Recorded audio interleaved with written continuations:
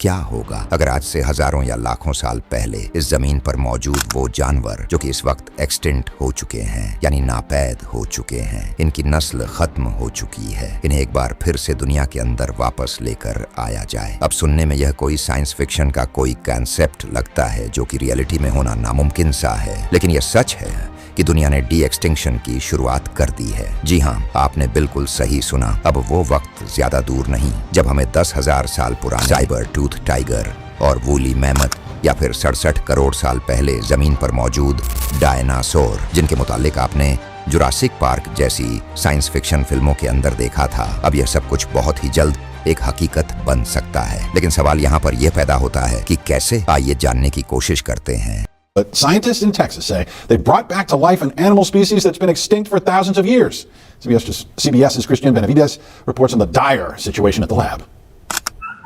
ये जो 2 क्यूट 6 माह के भेड़िए के बच्चे आप देख रहे हैं, ये कोई आम भेड़िया नहीं बल्कि इंसानों की बनाई हुई एक्सपेरिमेंटल नस्ल है। इनकी हॉल करने की आवाजें आखिरी बार हजारों साल पहले सुनी गई थीं, क्योंकि इसके बाद यह नापैद हो गए थे। इस भेड़िए का नाम था डायर वुल्फ और इनके जिस्म पर मौजूद यह मोटे फर बेहद ठंडी जलवायु को झेलने के लिए बने थे। ये आम भेड़िए से आकार में काफी बड़े और ताकतवर हुआ करते थे। अगर आपने एचबीओ की गेम ऑफ थ्रोन्स सीरीज देखी है तो आपने इनकी एक झलक जरूर देखी होगी कि यह कितने खतरनाक शिकारी थे। ये जानवर लगभग 35 से 25 लाख साल पहले पैदा हुए थे और इनकी आखिरी फसलें हमें लगभग 13,000 साल पहले की मिली हैं, यानी स्टोन एज के जमाने की, जब इंसान पत्थरों के औजार इस्तेमाल करता था।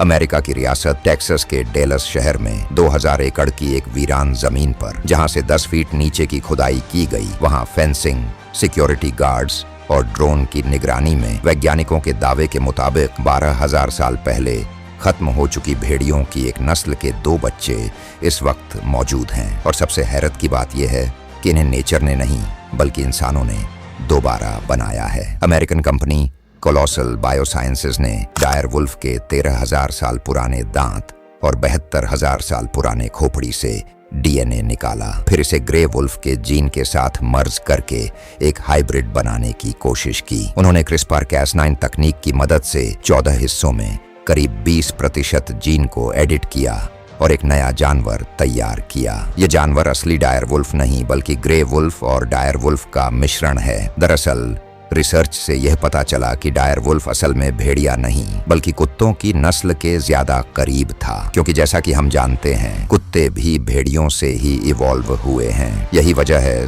कि वैज्ञानिक जिन जानवरों को डायर वुल्फ कह रहे हैं असल में यह डॉग फैमिली से ताल्लुक रखते हैं और इनकी कोख से ही पैदा हुए हैं। अगर हम इवोल्यूशन के नजरिए से देखें तो डायर वुल्फ और ग्रे वुल्फ का रिश्ता तकरीबन 60 लाख साल पहले खत्म हो गया था। डायर वुल्फ की जीन ने एक अलग नस्ल बनाई थी जो आज के घरेलू या शिकारी कुत्तों में बदल गई, इसलिए साइंटिफिकली इन्हें 100% डायर वुल्फ कहना गलत होगा। लेकिन चूंकि ग्रे वुल्फ का डीएनए डायर वुल्फ से 95.5% मेल खाता है, इसलिए इसका इस्तेमाल जीन हेड के तौर पर किया गया। इस टेक्नोलॉजी के जरिए जानवर के डीएनए में बदलाव करके उसकी शारीरिक बनावट और खुसूसियात को बदला जा सकता है, लेकिन यह एक नया जानवर नहीं बनाता। हालांकि यह एक बहुत बड़ी कामयाबी जरूर है। डायर वुल्फ अपने द्वार का ताकतवर शिकारी था। इसके बड़े पंजे, दांत और जबड़ा इसे नॉर्थ और साउथ अमेरिका में डोमिनेशन का हकदार बनाते थे। कोलोसल बायोसाइंसेस का मानना है कि अगर यह एक्सपेरिमेंट कामयाब रहता है और ये जानवर बिना किसी दिक्कत के जवानी तक पहुंच जाते हैं तो यह एक नए दौर की शुरुआत होगी। इसके बाद हर उस जानवर को वापस लाने की कोशिश होगी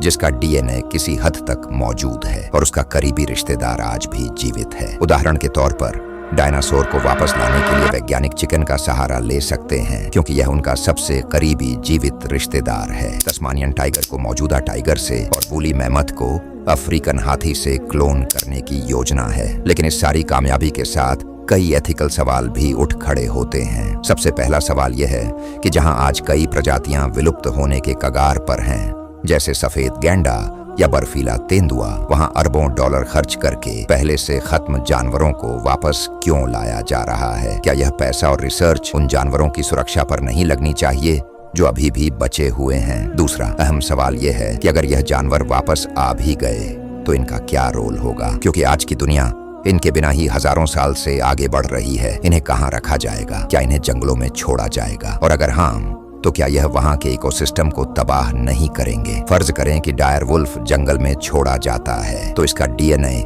आगे आने वाली नस्लों में फैल सकता है। शिकारी जानवरों की संख्या बढ़ सकती है और शिकार करने वाले जानवरों की तादाद और भी कम हो जाएगी। जो वाइल्ड लाइफ इंसान तबाह नहीं कर पाया, वो यह शिकारी कर सकते हैं। अल्लाह ताला के बनाए हुए सिस्टम में छेड़छाड़ करना इंसानों और दुनिया दोनों के लिए खतरा पैदा कर सकता है और इसका नतीजा अच्छा कभी नहीं निकला है। आप जुरासिक पार्क फिल्म के एंड को याद करिए, जो कि काफी हद तक एक रियलिस्टिक चेतावनी देता है। सबसे अहम सवाल यह है कि आखिर इन सब की जरूरत क्या है? क्या इन्हें सिर्फ मनोरंजन के लिए वापस लाया जा रहा है? क्या हम जिंदा जानवरों को सिर्फ शोपीस बना देंगे? अगर इन्हें पैदा करने के बाद पूरी जिंदगी कैद में रखना है, तो यह एक शिकारी जानवर के लिए सबसे ज्यादा तकलीफ देह चीज होगी। और अगर मान लें कि हमारे पास यह टेक्नोलॉजी है भी, तो इसका मतलब यह नहीं कि हमें इसका दुरुपयोग करना चाहिए। इस तरह की रिसर्च पर खर्च होने वाले करोड़ों अरबों डॉलर को बीमार इंसानों की मदद के लिए, गरीबी हटाने के लिए और दुनिया को बेहतर बनाने के लिए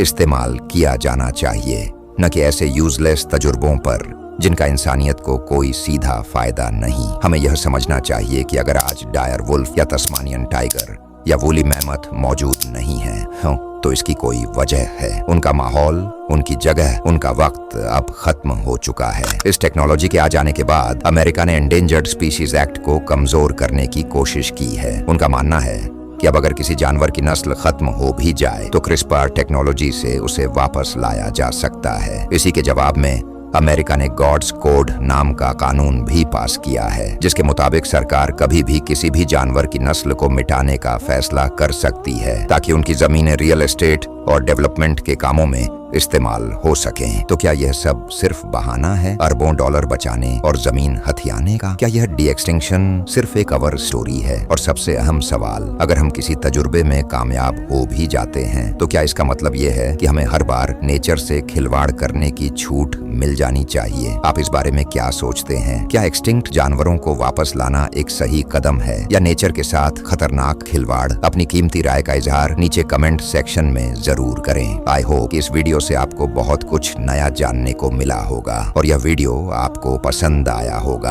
अगर यह वीडियो आपको अच्छा लगा हो तो इसे लाइक कीजिए, शेयर कीजिए और अब मैं मिलूंगा आपसे एक ऐसी ही नई इंटरेस्टिंग वीडियो में। तब तक के लिए अपना बहुत सा ख्याल रखिए। Thanks for watching this video. Allah Hafiz.